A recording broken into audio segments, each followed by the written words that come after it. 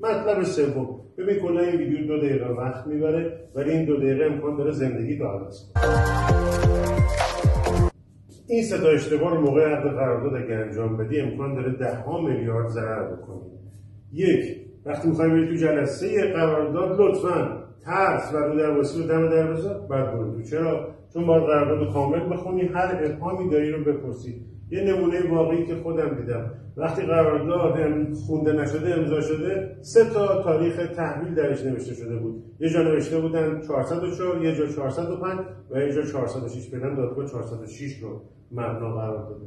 2، در متن‌های چاپی اگه خط‌خوردگی بود و دست‌نویس مورد به مورد رو توضیح بدید و امضا بکنید. نکته، در قراردادهای چاپی قسمت‌های دست‌نویس از نظر حقوقی اولویت داره. مطلب سوم، دقت در بررسی ترتیب بندهای قراردادهای چند صفحه‌ای.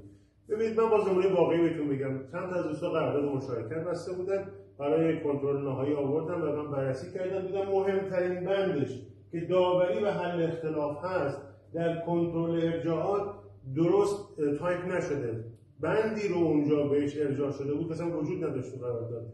یعنی حالا در تایپ عمدن یا سهوا بند 13 حل اختلاف اصلا تو قرارداد وجود نداشت و شما فکر کنید اگر دچار مشکل می‌شدن بعداً چه مسائل و مشکلاتی رو می‌دیدن.